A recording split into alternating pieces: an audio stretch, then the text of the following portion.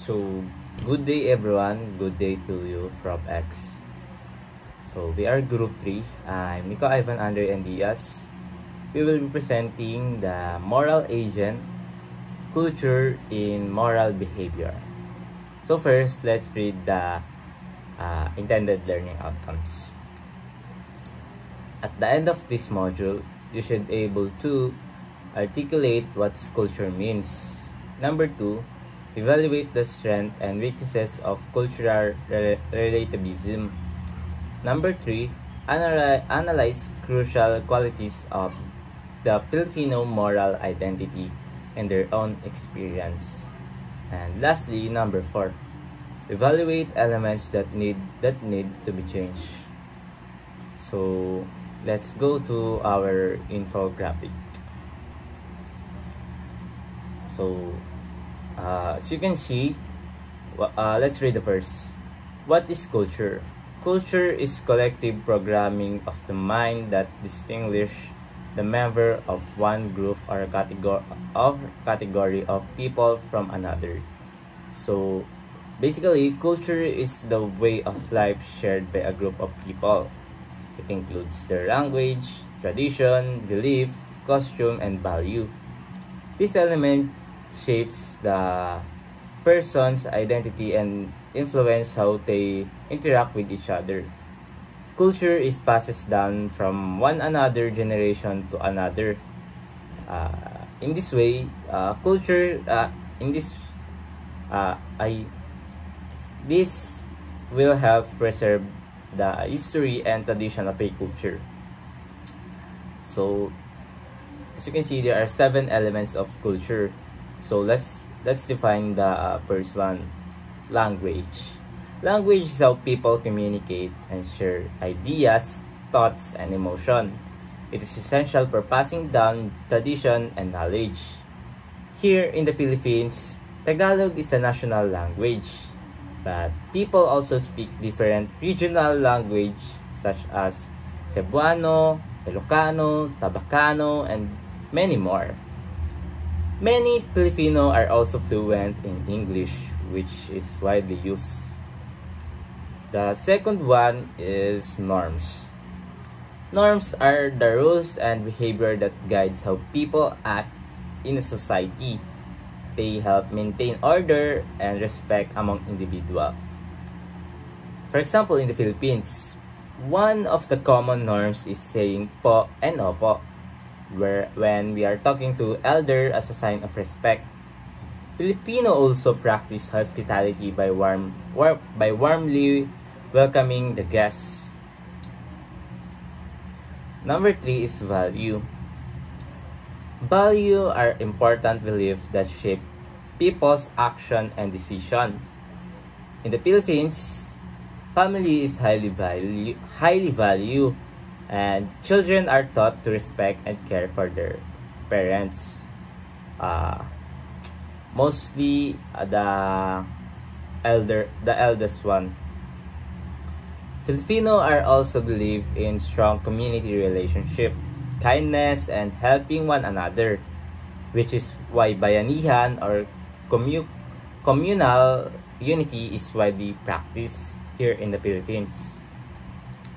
Number 4 is costume and tradition. Costume and tradition are practices that passes down to generation. Here in the Philippines, fiesta celebration are held in the different towns to honor the patron saints. This festival includes street parades, traditional dance, music, and plenty of food. And also, Filipinos celebrate the Christmas and New Year with large family gathering with special dishes and colorful decoration like Christmas tree and Christmas light. The next one is belief and religion. Belief and religion are influenced on how people live and make decisions. Here in the Philippines is a predominantly Christian country, which most Filipino practicing Catholicism. Many people attend church every Sunday and observe religious holidays like Holy Week and Christmas. Religious faith is important, and people often pray for guidance, protection, and blessing in their lives.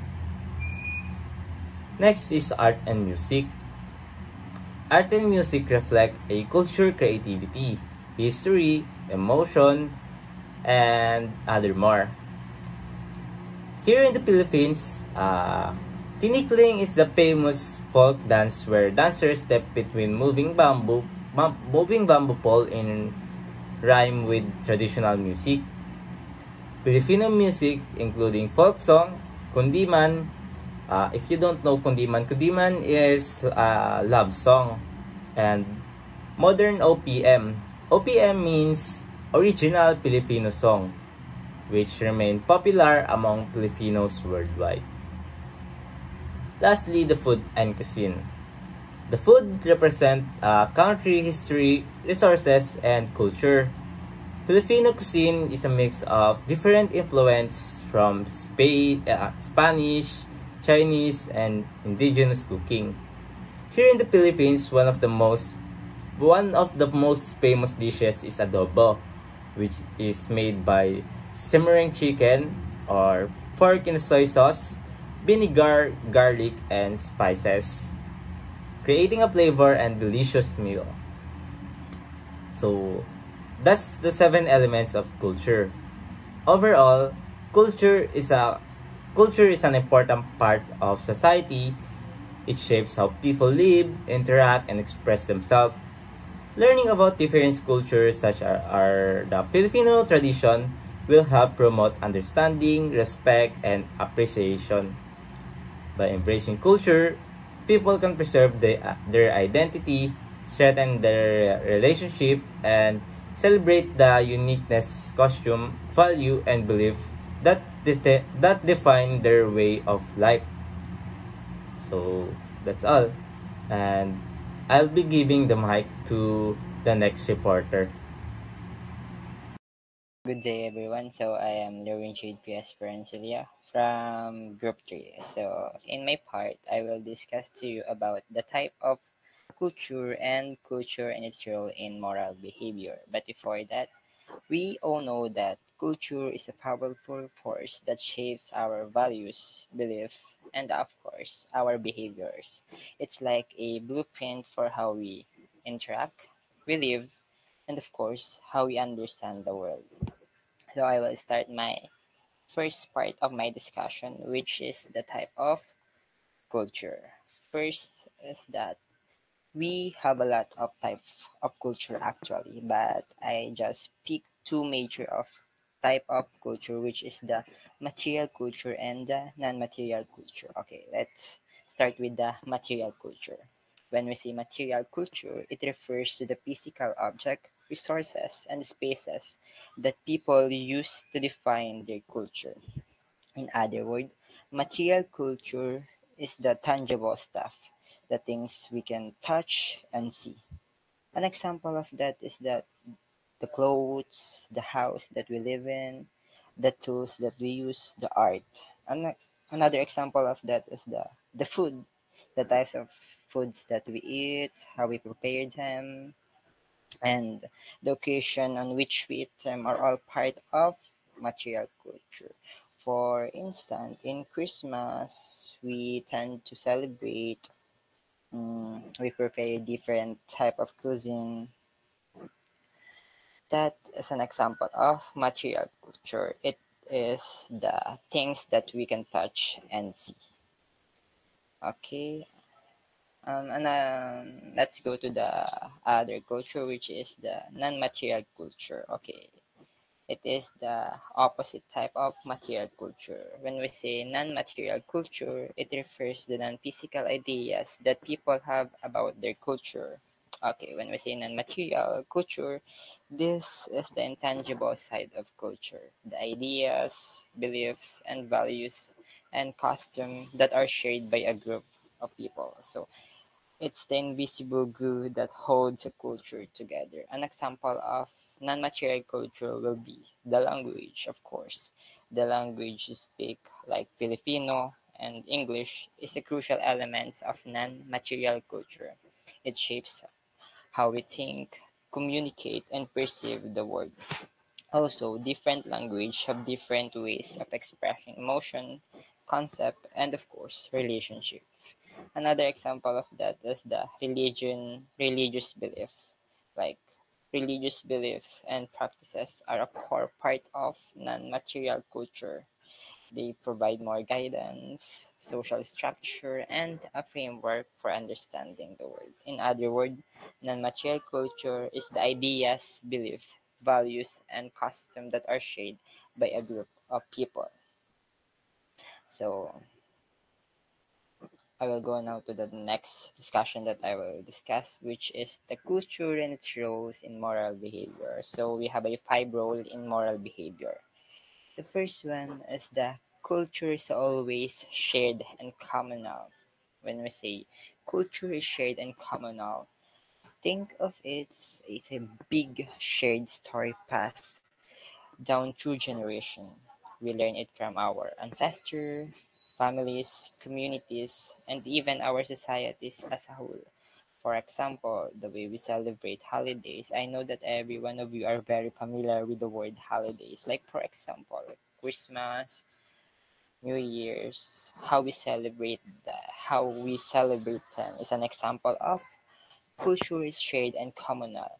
The foods we eat, how we prepare them, what recipe that we use in order to make the food very tasteful, and of course, the music.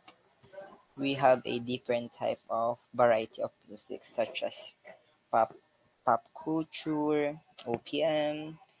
There's just a lot of music culture in the industry, not only in the Philippines, but in the world. So in other words, when we say culture is always shared and communal, it means that it being transferred or being shared to others. Okay. The second moral behavior is that the culture defines the normative principle and behaviors of the society. When we say culture define norms and behavior, culture set the rules. It tells us it tells us what's considered right and wrong, polite and rude, acceptable and acceptable. So I know that every one of you knows that society has its own set of has a set of norms, which are sometimes written or unwritten rules about how people should act. An example of that is that I know that every one of you are very familiar with this example. Okay. In some cultures, it is considered rude to interrupt someone while they're speaking, while in others is perfectly acceptable. Like another example of that is that the use po and opo. In the Philippines, it means when you are using po and opo, it means that you are being respectful to the elder. While in other country, they are very they are very normal when they are talking to their mother, father, or their elderly. So that's an example of culture defined norms and behavior. Okay, let's go to the third part of role in moral behavior, which is the culture develop restriction and set boundaries. Okay, when we say culture sets boundaries and restriction, culture help us to understand what's in and what's out. It creates boundaries that define what considered appropriate and acceptable within a particular group. For example, some culture have a very strict dress code, while others are more relaxed. While another example of that is in my province, they are very strict when it comes in dress, like especially in women. Uh, like in our province, they are very old traditions. That's why the women in our province are very Filipina. So that's an example of a culture develop restriction and set boundaries. Okay. The fourth one is the culture condition the mind. When we say culture shapes our mind, it means that culture influence how we think and perceive the world. It shapes our values, belief, and of course our attitudes. For example, a culture that emphasizes individualism may encourage people to be independent and self-reliant, while on the other culture emphasize collectivism may encourage people to prioritize the needs of the group over their own. An example of that is in the American culture. If if you're gonna research it, when you are an American citizen or a youth in there, when you turn 18 years old, you must go out to your family and to find your job in order to be more independent and self-reliant. So it means that in their culture, they are shaping the youth to be more independent and to be more self-reliant. Okay, and for the last part will be the culture identifies the authorities. When we say culture identifies authority, it means that culture tells us who to trust and who to listen.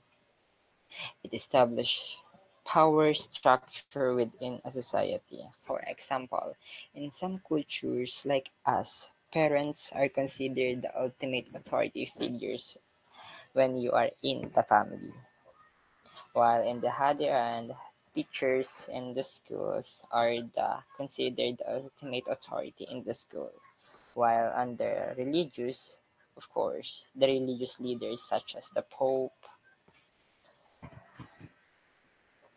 and so more. So that will be all.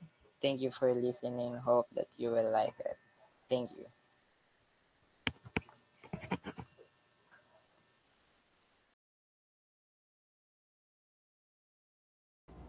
The minimum conception of morality. We may now state the minimum conception. Morality is, at the very least, the effort to guide one's conduct by reason, that is, to do what there are the best reasons for doing while giving equal weight to the interests of each individual affected by one's action. This paints a picture of what it means to be a conscientious moral agent. The conscientious moral agent is someone who is concerned impartially with the interests of everyone affected by what he or she does, who carefully sifts facts and examines their implications, who accepts principles of conduct only after scrutinizing them to make sure they are justified, who will listen to reason even when it means revising prior convictions, and who finally is willing to act on these deliberations. As one might expect, not every ethical theory accepts this minimum. This picture of the conscientious moral agent has been disputed in various ways.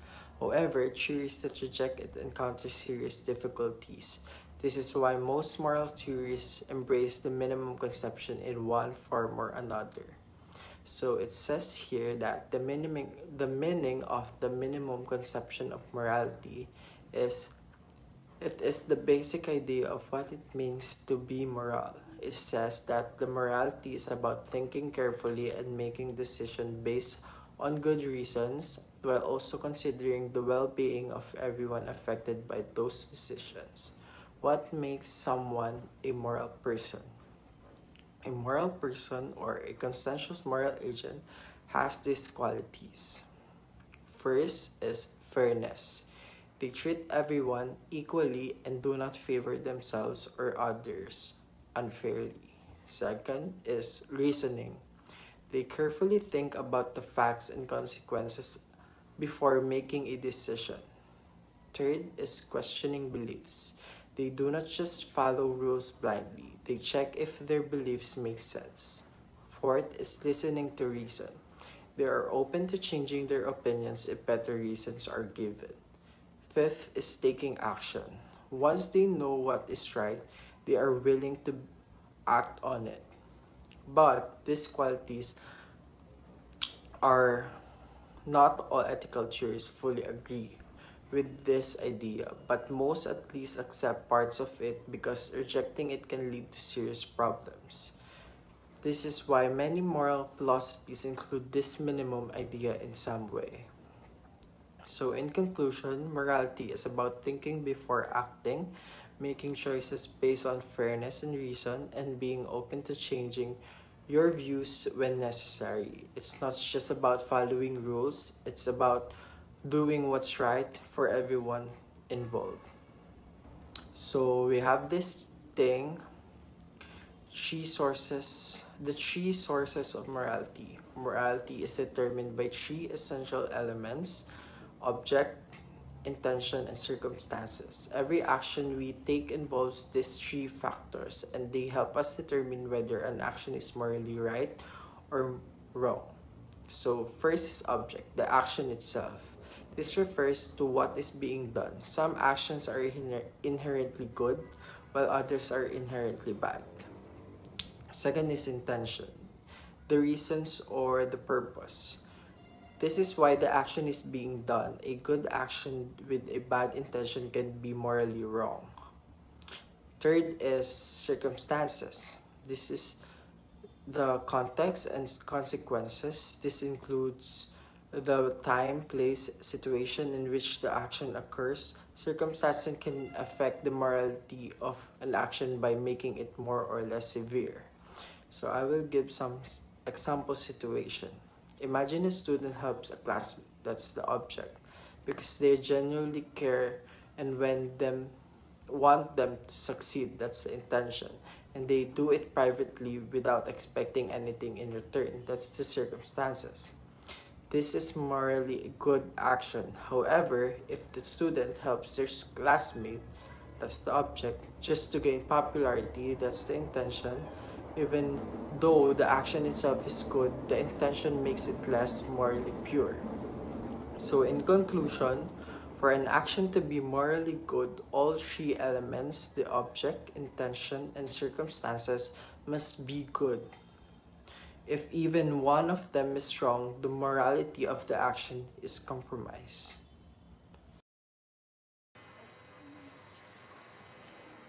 So, good day everyone. I'm Erica, and today we will explore the concept of cultural norms, a fundamental aspect of society that dictates acceptable behaviors within different communities.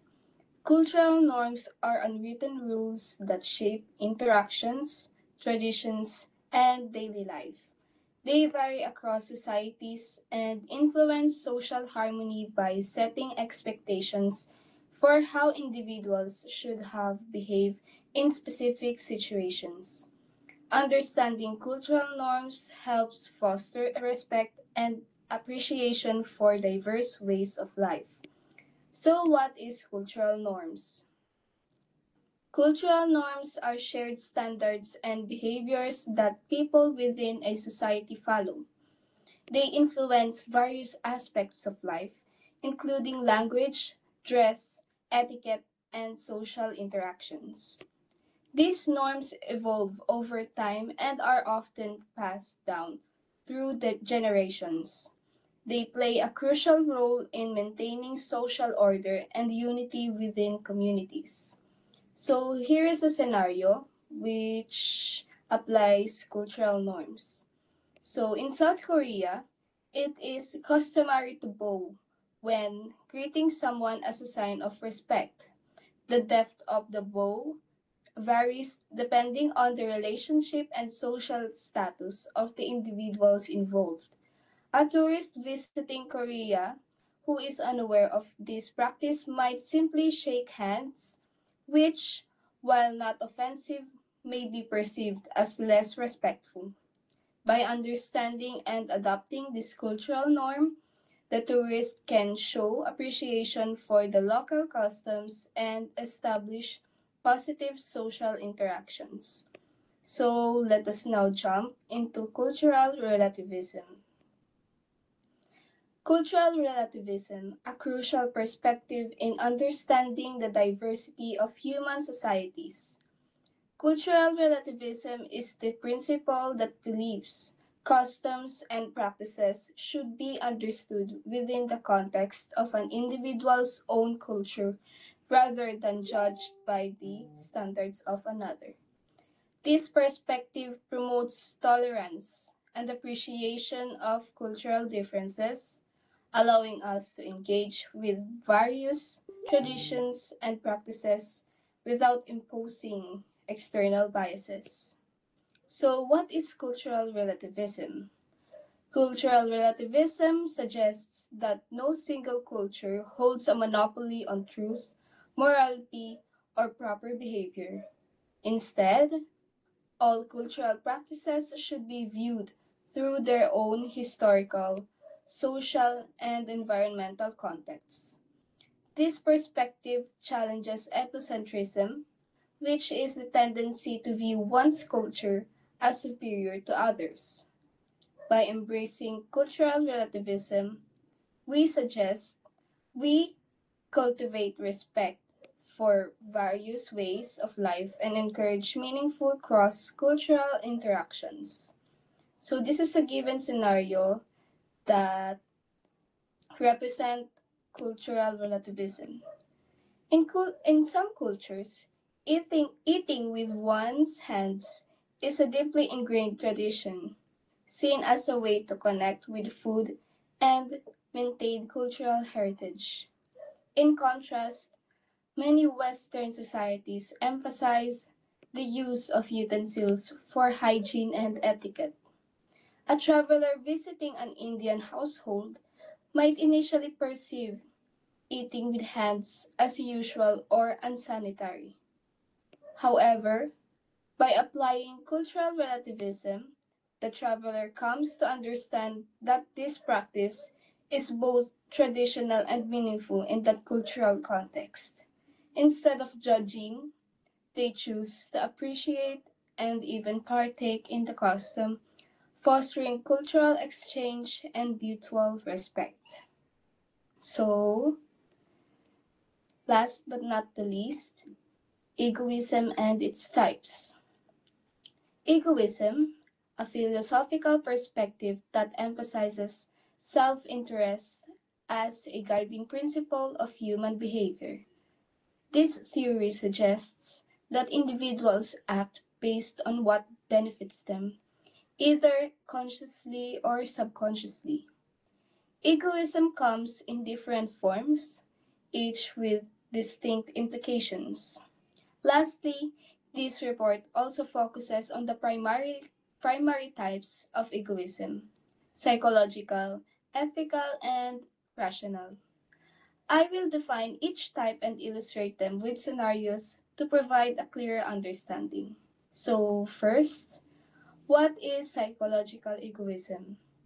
Psychological egoism is the theory that all human actions are driven by self interest, even when they appear altruistic. This means that people help others, but not of pure kindness, but because they expect some form of personal gain, whether it be happiness, social approval, or internal satisfaction. So here's a scenario. Emma volunteers at a charity event every weekend.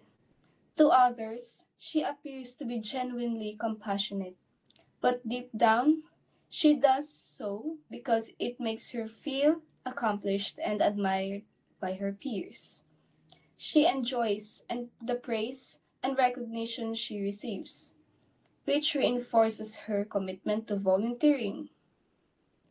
This scenario exemplifies psychological egoism, as Emma's actions are ultimately driven by self interest. So let's now jump on to ethical egoism. Ethical egoism is the belief that individuals should act in their own self interest and that doing so is morally right. Unlike psychological egoism, which claims that people do act in self interest, ethical egoism argues that they ought to prioritize themselves, as this will lead to best possible outcomes. So here's a scenario. Jake is a businessman who prioritizes his profits over everything else. He chooses to invest in a company that produces expensive but high quality products rather than one that donates a portion of earnings to charity. He believes that by focusing on his financial success, he will eventually be able to contribute more to society on his own terms. Ethical egoism justifies his decision as it argues that serving one's interest will, in the long run, create a better life. So, last but not the least, rational egoism. Rational egoism asserts that acting in one's self interest is the most logical and rational choice, unlike ethical, which suggests that self interest is morally right. Rational egoism presents self interest as the most reasonable approach to decision making. So here's a given scenario. Lisa is offered two jobs. One pays more but requires long hours, while the other offers less pay but provides better work life balance. After evaluating both options, she chooses the higher paying job because it aligns with her long term financial goals. Her decision is based on rational egoism, choosing what benefits her logically and strategically, rather than what might seem as altruistic. So, in conclusion, egoism takes many forms, influencing human behavior in various ways. Psychological egoism suggests that we are inherently self-interested. Ethical egoism argues that self-interest is morally right. Rational egoism deems it the most logical choice. Understanding these perspectives allows us to analyze motivations behind human actions and consider their ethical implications. While egoism can be sometimes perceived as selfish, it is also a fundamental part of decision making that shapes personal and societal growth. Thank you for listening to this report.